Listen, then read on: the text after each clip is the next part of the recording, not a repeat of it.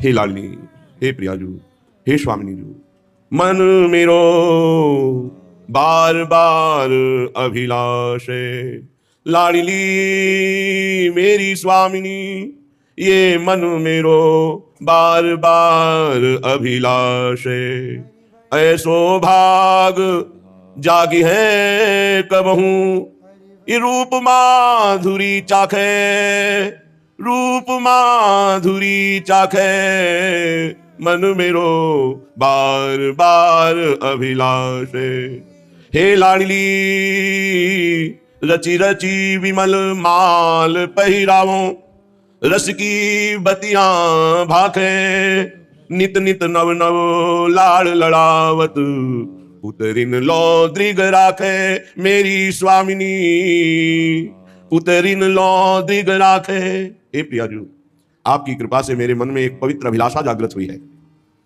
पता नहीं ऐसा भाग्य कभी जगेगा कि नहीं, पर अभिलाषा तो जग गई है।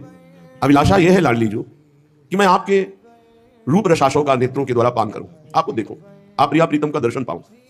और दर्शन ही केवल नहीं, सुंदर सुंदर वृंदावन की कलियां पुष्प को चयन करके सुंदर कलियों के आभूषण और पुष्पों की माला आप युगल सरकार को धारण कराऊं। अपने हाथ से फूल चयन करूं, अपने हाथ से फूल माला कलियों के आभूषण बनाऊं और आप युगल सरकार को धारण कराऊं।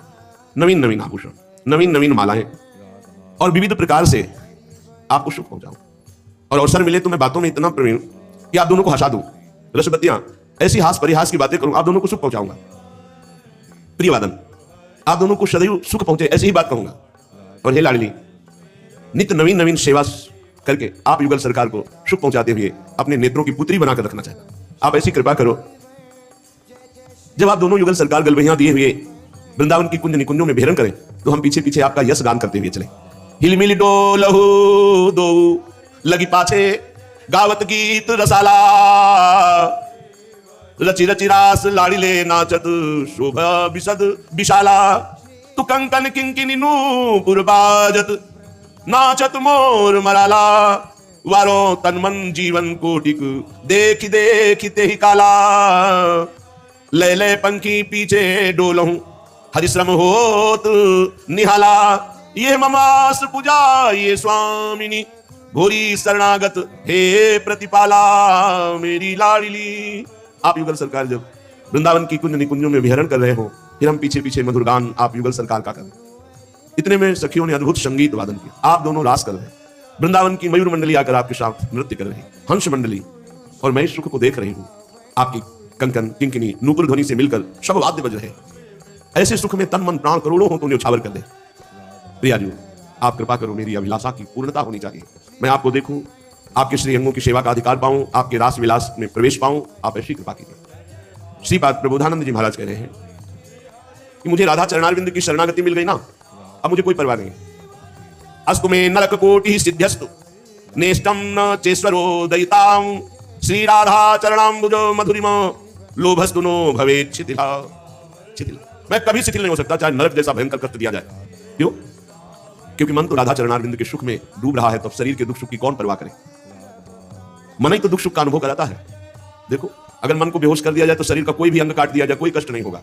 ये औषधि के बल से ऐसा है, तो क्या मंत्र के बल से, नाम के बल से, ध्यान के बल से, प्रेम के बल से यदि मन को प्रियालाल में बेशुद्ध कर दिया जाए तो शरीर के भारी से भारी कष्ट को भी आराम से सहा जा सकता है। क्योंकि दुख सुख का अनुभव, मान अपमान का अनुभव, लाभ हानि का अनुभव ये मन को होता है, और मन श्री प्रियालाल के चरणारविंद में। श्रीपाद कह रहे हैं, अस्तु में नरक कोटि, मुझे करोड़ों बार नरक मिले तो भी कोई परवाह नहीं। क्यों? क्योंकि मेरा मन श्री राधा चरणाम्बुज मधुरिमा लोभस्तु, श्री प्रियाजू के गोरे चरणारविंद की शरणागति और सेवा सुख को पा करके अब ऐसा पुष्ट हो गया है कि करोड़ों प्रकार से भीषण नरक कष्ट मिले भी तो मुझे कोई परवाह नहीं।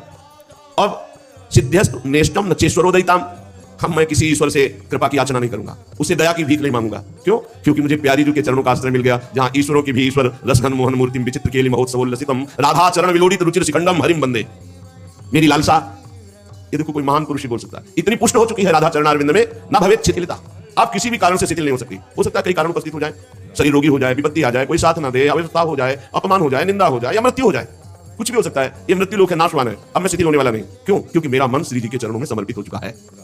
ये निर्भयता, निश्चिंतता, निशोकता, प्रभु के चरणों का आश्रय लेने पर ही आती है। चाहे जितना सुंदर परिवार हो, चाहे जितनी सुंदर व्यवस्था हो, चाहे जितना वैभव सुख हो, लेकिन प्यारे तुम भय चिंता शोक से नहीं बच सकते, वो केवल प्रभु के चरणों के आश्रय से बच सकते हो। भगवान की शरणागति, मुख में नाम और शरीर से पवित्र आचरण, भगवत समर्पित कर्म, बड़ा बढ़िया जीवन, बड़ा मंगलमय जीवन। कह रहे नरक जैसी अव्यवस्था हो तो भी मुझे कोई परवाह नहीं।